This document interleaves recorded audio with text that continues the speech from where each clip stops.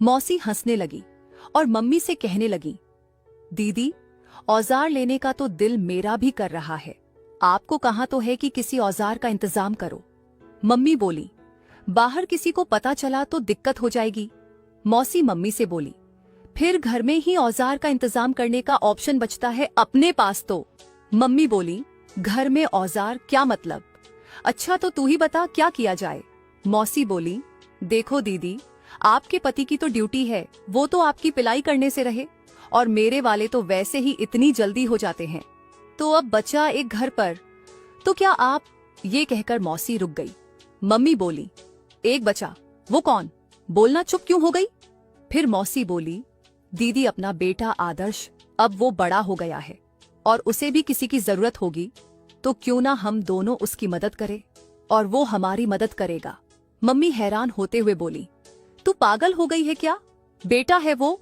मौसी बोली, दीदी बेटा तो है, पर साथ में एक लड़का भी है, और अब तो वो 20 साल का हो गया है।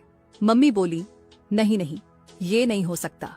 मौसी बोली, दीदी एक बार सोच कर देखो, जब चाहोगे तब मिलेगा आपको। मम्मी सोचने लगी और बोली, नहीं, ये गलत है। मौसी बोली, अरे दीदी, मौका अच्छा है, अभी तो मैं आपकी मदद कर दूंगी इसमें। मम्मी भी मूड में होते हुए बोली, अच्छा मान ले, मैं हाँ भी कर दूं, तो क्या मेरा बेटा इस सब के लिए मानेगा? नमस्ते दोस्तों, मेरा नाम आदर्श है और मैं दिल्ली में सदर बाजार का रहने वाला हूँ। मेरी उम्र 20 साल है, मेरा रंग गोरा है और मैं दिखने में अच्छा हूँ। ये मौसी की पिलाई की कहानी 1 महीने पहले की है, जब मेरी मम्मी के चाचा की लड़की यानी मेरी मौसी, जिनका नाम नीलू है, हमारे घर पर कुछ दिनों के लिए रहने आई थी। मौसी की उम्र 35 साल है। वो दिखने में एकदम मस्त है, गोरा शरीर, मस्त संतरे और उभरी हुई फुदी ऐसी कि देखते ही उनकी पिलाई करने का दिल करे। परिवार में हम 3 लोग ही हैं, मैं, मेरे पापा और मम्मी। हमारा घर बहुत ही छोटा है। घर में एक ही कमरा है जिसमें हम तीनों लोग साथ रहते हैं। मेरे पापा सिक्योरिटी गार्ड की नौकरी करते हैं और उसी से हमारा घर खर्च चलता है। जब मेरी मौसी घर आई तो मैं उन्हें देखकर बहुत खुश हुआ और वो भी मुझे देखकर बहुत खुश नजर आईं। फिर बहुत सारी बातें हुई और ऐसे ही रात को सोने का समय हो गया। सोने के लिए हमारे पास एक ही बेड था। मौसी बोली, दीदी, आप और अभय बेड पर सो जाइए और मैं नीचे सो जाती हूँ। मम्मी, नहीं नहीं नीलू, कैसी बातें कर रही है, मैं नीचे सो जाऊंगी। तू बेटे के साथ बेड पर लेट जा, नीचे सोने में तुझे कमर दर्द हो जाएगा। अब मम्मी को कहाँ पता था कि मौसी को ऊपर सोने में ज्यादा कमर दर्द होगा। मेरी मौसी बोली, ठीक है दीदी, मैं ऊपर सो जाती हूँ। रात को मौसी एक मस्त सी नाइटी डालकर मेरे बगल में आकर लेट गई और मम्मी और मौसी आपस में बातें करने लगी। मम्मी बोली, और नीलू, कैसी चल रही है तेरी मैरिड लाइफ? मौसी बोली, बस चल ही रही है दीदी। मम्मी बोली, बस चल ही रही है, ऐसा क्यों? क्या खुश नहीं है तू शादी में? मौसी बोली, खुश तो हूं दीदी, पर। मम्मी बोली, पर क्या? मौसी बोली, दीदी, बेटा भी यही है। बेटे के सामने कैसे बताऊं आपको? मैं वैसे तो जाग रहा था, लेकिन मैंने सोने का नाटक किया ताकि उनकी बातें सुन सकूं। फिर मम्मी बोली, अरे अभय तो लेटते ही सो जाता है, वो सो गया होगा, तू शर्मा मत, मुझे बता क्या बात है। मौसी, दीदी, ये मुझे अच्छे से खुश नहीं कर पाते। मम्मी हंसने लगी और बोली, अच्छा तो ये बात है, कितनी देर में हो जाते हैं तेरे वो? मौसी बोली, बस 2 मिनट में ही उनका हो जाता है और ना ही चूमते हैं। इस पर मम्मी फिर से धीमी आवाज में हंसने लगी और बोली, तो मेरी प्यारी बहन को अपनी फुदी चुमवाना पसंद है। मौसी भी अब हंसने लगी और बोली, हाँ दीदी, मैंने एक बार एक अनजान आदमी से ट्रेन में चुमवाई थी, बहुत मजा आया था और मैं अच्छी तरह से खुश भी हो गई थी। मम्मी बोली, अरे वाह। मौसी बोली, दीदी, क्या कभी जीजू ने आपकी फुदी को चूमा है? मम्मी बोली, नहीं ना, तेरे जीजू ने कभी ऐसे नहीं किया और ना ही कभी मुझे किसी से मौका मिला।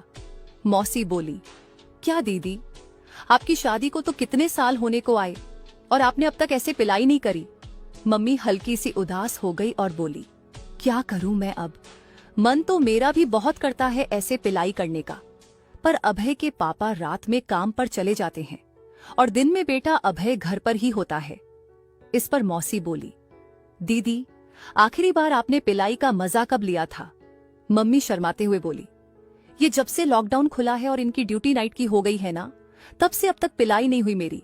मैंने तो अभय के पापा से कई दफा कहा है कि मेरी पिलाई करो, पर अभय की ऑनलाइन स्टडी चल रही है और ये पूरा दिन घर पर ही रहता है और मैं पिलाई नहीं कर पाती।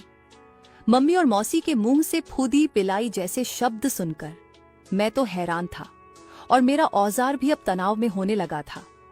धीरे धीरे मेरी भावनाएं मेरी मम्मी और मौसी के लिए बदल रही थीं। तभी मौसी बोली, दीदी आप इंतजाम करो ना एक औजार का जो हम दोनों को खुश कर सके। ये सुनते ही मम्मी सोच में पड़ गई और कुछ मिनट बाद बोली, क्या ऐसा हो सकता है कि कोई बाहर का औजार हम लें? नहीं, उसने किसी को बता दिया तो दिक्कत हो जाएगी बहुत। मौसी बोली, पर दीदी अब रहा नहीं जाता, आपने ये सब याद दिलाकर मेरी फुदी मूड में कर दी है।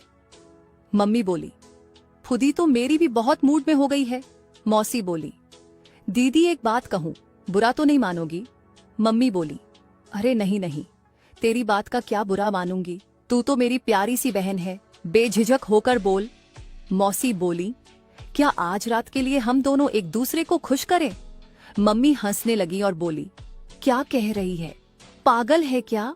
मौसी बोली, अरे दीदी बहुत मजा आएगा, मैंने कई बार अपनी सहेली को खुश किया है, आज आपको भी खुश कर दूंगी, बोलो। मम्मी फिर से हंसने लगी और बोली, अरे मेरी प्यारी बहन, फुदी इतनी मूड में हुई पड़ी है मेरी पहले से ही, और तू ये कहकर मुझे और मूड में कर रही है। आजा, अब और रहा नहीं जा रहा मुझसे भी। तभी मौसी बोली, दीदी फटाफट से ऊपर बेड पर आ जाओ, आज आपको आपकी ये बहन पूरा खुश कर देगी। मम्मी जल्दी से उठकर बेड पर आ गई और लाइट बंद कर बेड पर मेरे बगल में लेट गई। मैं थोड़ी सी आंखें खोलकर सब खेल देख रहा था और मजे ले रहा था। तभी मौसी ने उठकर पहले तो मम्मी को होठों पर चूमा, फिर धीरे धीरे उनके संतरों को सहलाया। मम्मी आह करते हुए आवाजें करने लगी और फिर मौसी धीरे से नीचे की ओर बढ़ी और मम्मी की मैक्सी को बिना उतारे ऊपर आके उनकी पैंटी पर से ही चूमने लगी। मम्मी भी जोर जोर से आवाज करने लगी।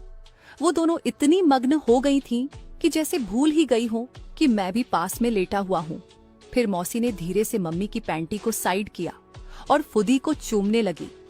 मम्मी बोली, बड़ा मजा आ रहा है नीलू, और जोर जोर से कर। मौसी और जोरों से चूमने लगी। फिर मौसी बोली, दीदी आप मेरी फुदी चूमो, मैं आपकी। तभी मम्मी उठी और दीदी को नीचे लिटाकर उन्हें किस करने लगी। मम्मी के संतरे जो मैक्सी से बाहर निकले हुए थे, किस करते वक्त मुझे साफ साफ दिखाई दे रहे थे, जिससे मेरा औजार सीधा हो गया। अब मैं भी मम्मी और मौसी के साथ मजे लेना चाहता था और उन दोनों की पिलाई करना चाहता था। किस करने के बाद मम्मी ने मौसी के गोल एकदम तने हुए संतरे बाहर निकाले और उन्हें चूमने लगी। मौसी बोलने लगी, दीदी अब रहा नहीं जा रहा, फुदी पर आओ प्लीज।